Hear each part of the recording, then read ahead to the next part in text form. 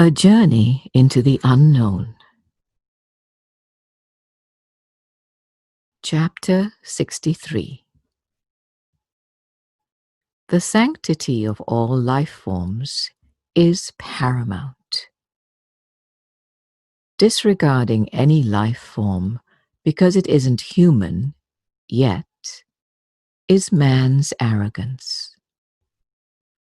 God is literally in absolutely everything, from the smallest cell to the most complex animal. Humans were originally assigned the role of being guardians to the plants and creatures of the planet. They took this to mean that they were superior, and that these other forms were somehow lesser.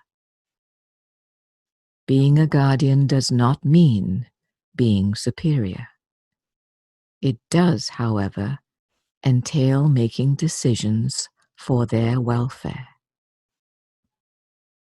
Many things in this regard were considered radical not so long ago.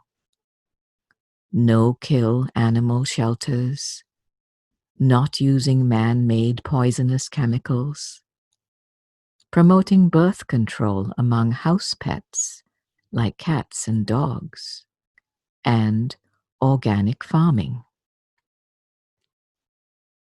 How animals that are used as food source are treated has become more widely accepted as a spiritual idea. Things like having free-range chickens and cows that are only fed grass have made their way into the mainstream. Using real fur for fashion has gone by the wayside, as has many forms of sport hunting. The idea of hunting for animal control only is more of a norm in many areas of the world. I speak of these things today because these are all ideas that come from an individual soul and then spread to other souls. These are examples of how mature souls can influence other souls and help them to grow and develop. These are also examples of how human behavior does matter, and how being more identified with the soul or with love positively affects all of God's creations. Chapter 64. There's an old saying, "The early bird catches the worm." It is appropriate now because it implies dedication and commitment. These are virtues that each of you have demonstrated time and time again with how you have approached your spiritual learning. There have been plenty of early mornings and late nights alike studying my books and the wisdom they were able to impart. Each of you showed up, even when what you read made you want to toss the book across the room, or even set it on fire and throw the ashes in the trash. You showed up because your soul was waking up from a deep slumber and was starting to take control. Your true self showed up, and it hasn't backed down, despite setbacks, despite periods of doubt on whether any of this had a shred of truth in it. This book is being written because you each need to have that fire, that passion reignited. The fires have dimmed. New logs need to be thrown onto the fire. Some have become complacent. Some have gotten lost in the forest of the world. and some have simply stopped caring, choosing blissful ignorance first and foremost. This is a gathering of the tribe, the 144,000 spoken of in the Bible refers to us, a relatively small group who have saved themselves from themselves. They are one united soul, unwavering in their dedication to love and being of service to God. Chapter 65. Share what you have. You don't own anything. Everything is to share, repurpose, and recycle. The human world has made great inroads in the areas of recycling and composting. Artists use trash to make more interesting pieces of art. And people are making homes out of old shipping containers. Composting produces nutrient-rich soil that sustains plant life.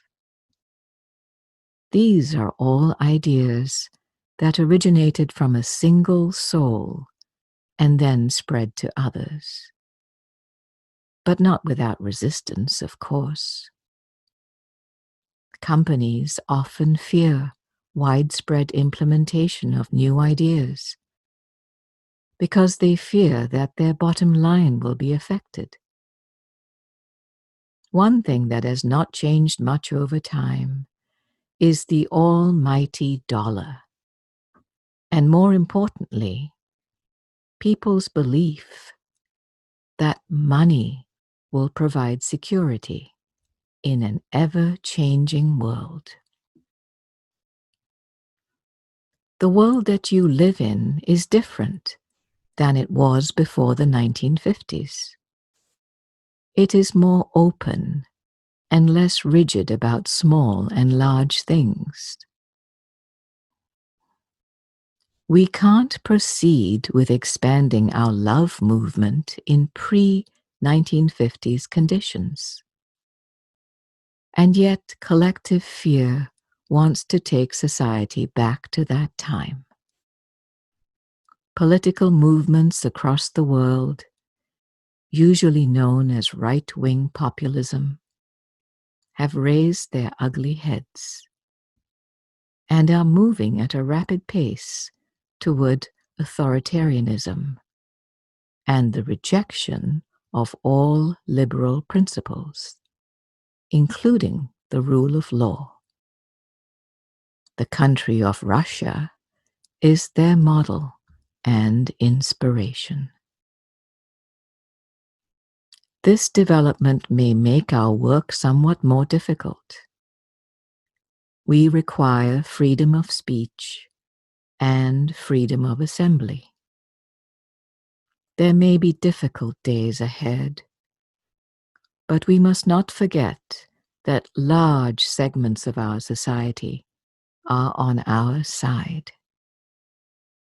They have tasted the liberation of personal freedom of expression, and they won't give that up at any cost. They may not really get us, but they will like our soulful ideas. Chapter 66. The glass is always half full. This is how a mature soul or Christ always looks at everything. We find the good in every diabolical situation because it's there. There is good in everyone, even in those you say only a mother could love. Goodness sometimes gets trapped by fear, and it doesn't know how to get out. Fear cannot harm goodness. Your soul cannot be harmed in any way, shape, or form. This is why I said in previous volumes that you cannot truly be hurt. The real you, your soul, the aspect of God, cannot be harmed. The same cannot be said of the body, of course. All kinds of things can happen to it. Mine was nailed to wood and suspended from the air. Equally ghoulish things have happened to countless bodies through the ages. I don't need to go into detail here. Most of you have watched the nightly news, horror movies, and read history books. The point is that identification with the soul will protect you from experiencing any type of pain to the body. That's what my crucifixion was for. It was a gift to all of the Christs who follow in my footsteps in the millennia to come. Immunity. Once the soul has literally taken over the body becomes the property of the soul. The body is no longer an image of an ego, but instead an image of the soul. The body will then be a servant to spirit. It then cannot be harmed and will enjoy the fruits of spirit, perfect joy, perfect health, and abundance enough to share. Chapter 67. There's a difference between being selfless and being selfish with a capital S. Selfless people give to other small selves without regard for their own well-being. They are wonderful. They are the ones who will give the shirt off their backs and do just about anything for someone. What we are promoting is a little more radical. Being selfish, or being strictly concerned with the one self, or the individual soul aspect. You are now in relationship to everyone and everything. You know from A Course in Miracles that giving and receiving are one in truth.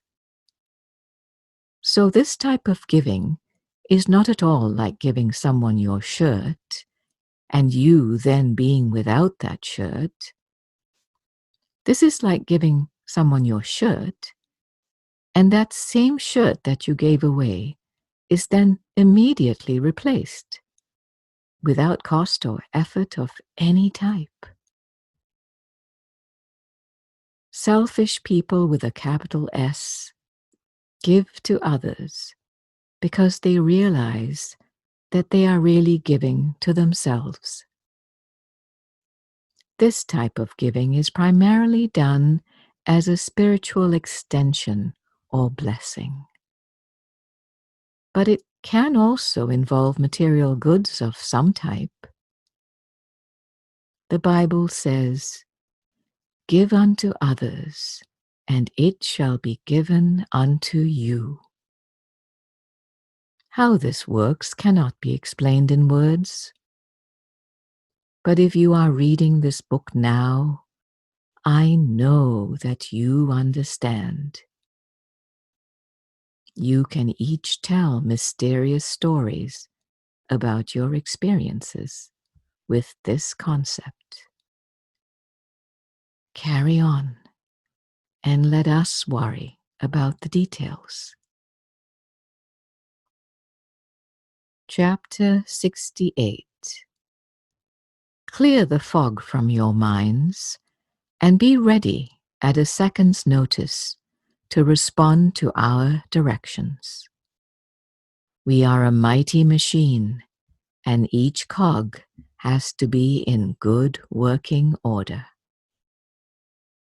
Sustained Christ consciousness means that it needs minimal input from outside sources, such as books and audio recordings. The internal energy is strong enough that it does not need much external support. It has become a fully functioning sun. Maintained Christ consciousness means that training wheels are required, as are a host of seen and unseen helpers. Channeled books and inspired books are our primary ways of providing maintenance. Like all things pertaining to spiritual growth, moving from maintenance to sustenance is a long process that usually has difficulty embedded in it.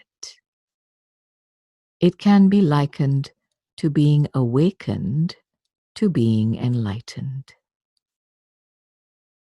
There are some of you who are sustaining Christ consciousness and are truly enlightened. Most of you are at the maintenance level.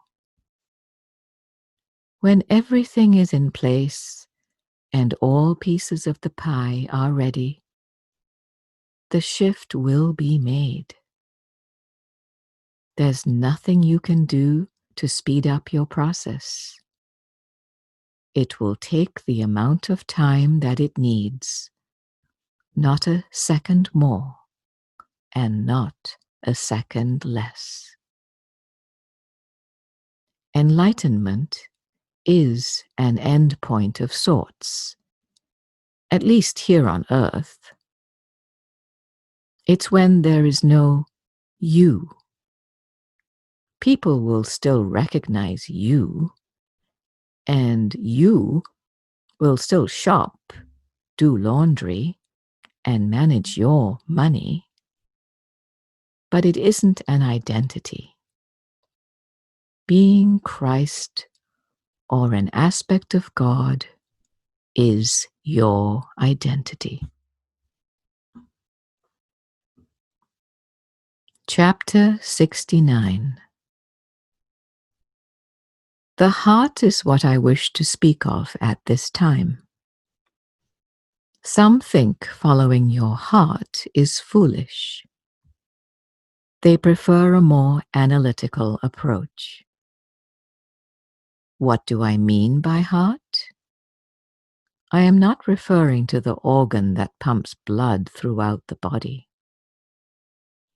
The heart that I am talking about is actually synonymous with soul. The soul does not have a brain like the body does. The soul does not have separate organs and does not have liquid running through it. It does not process food to create energy. The soul's energy comes from something it is actually connected to. Source energy, usually referred to as God. God activates all souls from within, not from without. Souls do not have emotions, which stem from the body's, brain's thoughts. Souls have a deep knowing about everything they are involved in. They also have a deep set of feelings connected to this knowing or awareness. Thoughts and resulting emotions are entirely different from knowing and feeling. A human's thoughts run the gamut but are typically either fear-based or neutral. A human's feelings range from happy to sad, and everything in between. But they really are simply emotional reactions to either internal or external thoughts, things you read or other people tell you. A soul's knowing always comes from God and is 100% love-based. A soul's feelings are also from God and always loving in nature. Remember, love accepts lack of love or void. So a deep soul-level knowing may provide an unflattering truth, but the resulting feeling will always be love and acceptance, followed up with a blessing, which is an extension of your love to an individual, group of individuals, or situation, in order to further support and nurture development in your sisters and brothers. Chapter 70. Stand up and be counted. Be part of the solution to the problem instead of the problem itself. Shout this from the rooftops. There is something very real inside all bodies, all forms. The eternal soul wants to claim dominion on the earth after being shut out for millions of years. A human body, being consciously driven by a soul, will produce very different effects than one being driven by ego. Show your love and consideration for all of creation, and be patient with your sisters and brothers. They don't know what they do, to quote the Bible again. It really isn't their fault that they think and behave as they do. Show them that there really is a different way by simply living the new way, the way of Mary. When called to action, show others the way of Jesus in a way and manner that only you can do. Chapter 71. Music and artistic expressions of all types originate from the soul. They rarely, however, remain a pure expression of love. Like everything else, they get hijacked by the mind and turned into an expression of mind. But there is soul in every kind of music, art, film, and theater, however small and negligible. Different kinds of music touch different types of people. When a song really touches someone, it touches their heart and makes them feel a connection to the performer and songwriter. Artists cause explosions in the house of illusion, as first taught in A Course of Love. They make people feel more alive and feed souls that would starve without it. You see, it's hard to be a soul here in this world. They just don't get a break and are seldom listened to. Music and art are things that souls crave. Souls are like cacti, living in a vast desert. They need nourishment from somewhere. We have provided nourishment in the form of our books.